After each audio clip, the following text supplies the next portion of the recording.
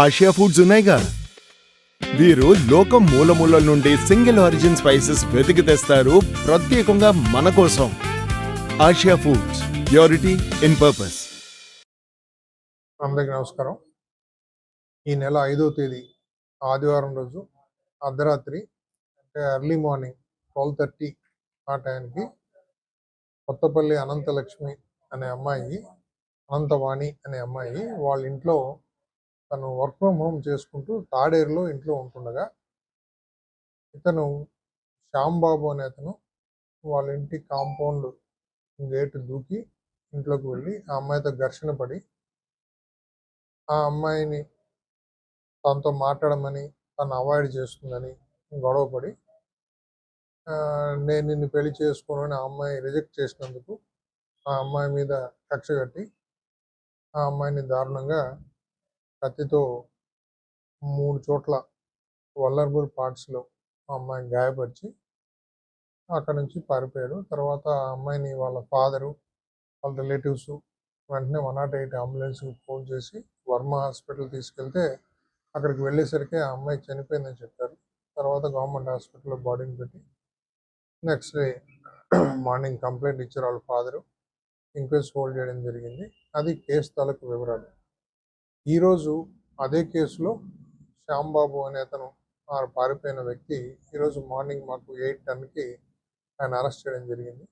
Arrest చేయించినప్పుడు అతని confession మేరకు అతను ఆ రోజు ఆ అమ్మాయిని పొడిచినటువంటి కత్తి, బ్లడ్ స్టెయిన్స్ ఉన్న కత్తి, తర్వాత ఆయన అప్పుడు వేసుకున్న డ్రెస్, షర్టు, ప్యాంట్ అవి కూడా బ్లడ్ స్టెయిన్స్ ఉన్నవి వాళ్ళ ఊర్లో పొరపాటులో వాడి ఇంట్లో ఆటోలో పెట్టేశానని చెప్పేసి ఆయన కన్ఫెస్ చేయడము, తీసుకెళ్తే చూపిస్తానని చెప్పగా మళ్ళీ మేము మీడియేటర్ సమక్షంలో వాళ్ళ ఇంటికి వెళ్తే అక్కడ కత్తి, తర్వాత అతను వేసుకున్న అప్పుడు హత్య చేసినప్పుడు ఆయన వాడినటువంటి దుస్తులు అన్నీ కూడా అక్కడే ఉన్నాయి. వాటిని సీజ్ చేయడం జరిగింది.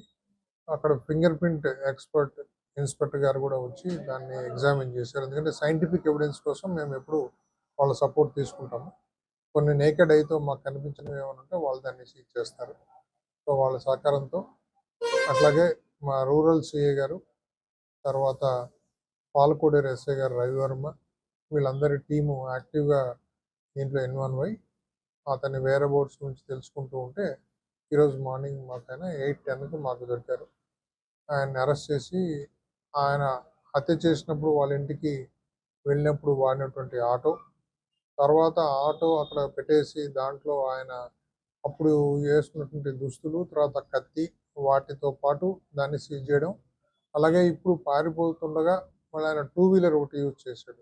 ఆ 2 వీలర్ కూడా మొత్తం అంటే ఒక ఆటో, 2 వీలరు, కత్తి, షర్టు, ప్యాంటు ఇవన్నీ కూడా ఆ కేసుకు సంబంధించిన ప్రాపర్టీగా సీజ్ చేసి ఇప్పుడు ఆయన కోర్టులో హాజరు పెట్టబోతున్నాం.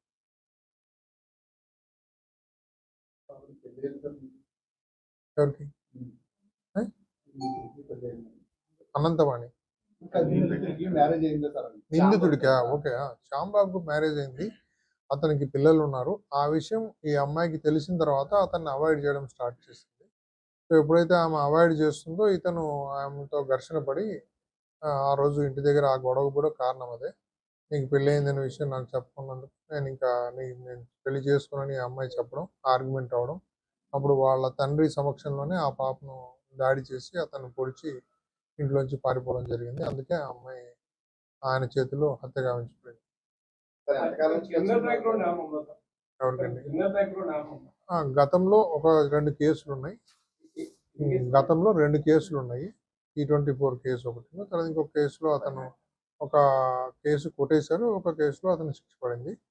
సో ఇతను అది గతంలో కూడా 2010లో రూరల్ పోలీస్ స్టేషన్లో ఒకటి, 1 టౌన్ పోలీస్ స్టేషన్లో ఒకటి 2 కేసులు ఉన్నాయి.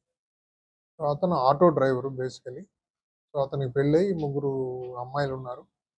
అతనికి ఆయన భార్యకు మధ్యన పొసగక ఆవిడ వెళ్ళి కువైట్లో ఉంటుంది. సో పిల్లలు ఇక్కడ ఆకివీడి ఏరియాలో పిల్లలు ఉంటారు. వాళ్ళు ఎవరిని ఈయన పట్టించుకోడు. ఇతను ఒకడే పొరపాటులో ఉంటాడు. సో ఈ అమ్మాయిని ఈ విషయాలన్నీ చెప్పకుండా దాచినందుకు ఈ అమ్మాయితో అతను ఇంటిమసీ పెంచుకొని పెళ్లి చేసుకుంటానని నమ్మించిన తర్వాత ఆ అమ్మాయికి విషయాలన్నీ తెలిస్తే ఎప్పుడైతే అవాయిడ్ చేస్తే ఈ ఘర్షణ జరిగి ఆ రోజు ఘర్షణలో ఆ అమ్మాయిని హత్య చేసి పారిపోవడం జరిగింది.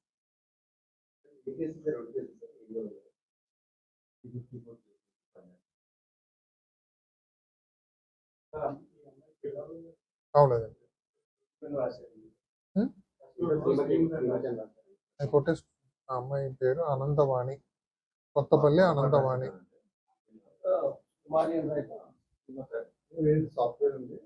ఆమె సాఫ్ట్వేర్ ఇంజనీరు. గతంలో హైదరాబాద్లో తను పనిచేసింది కొంతకాలం. విప్రోలో ప్రజెంట్ పనిచేస్తుంది. వర్క్ ఫ్రమ్ హోమ్ ఇంటి నుంచే పనిచేస్తుంది. తాడేరులో ఇంట్లో ఉంటుంది. వాళ్ళ ఫాదర్కి కొంచెం ఊని ఉంటుంది. తర్వాత వాళ్ళ మదర్కి ఒక దాదాపు సంవత్సరం క్రితం ఆమె కింద పడితే ఈ తుంటి వెముక ఆమెకు ఫ్రాక్చర్ అయ్యి ఆమె కూడా నడవలేని పరిస్థితిలో బెడ్ మీదే ఉంటుంది ఆవిడ. సో వాళ్ళిద్దరికి అలా ఆమెకు అలా జరిగిన తర్వాత వాళ్ళిద్దరిని చూసుకుంటూ ఈ అమ్మాయి తాడేరులోనే ఉంటూ వర్క్ ఫ్రమ్ హోమ్ చేస్తుంది.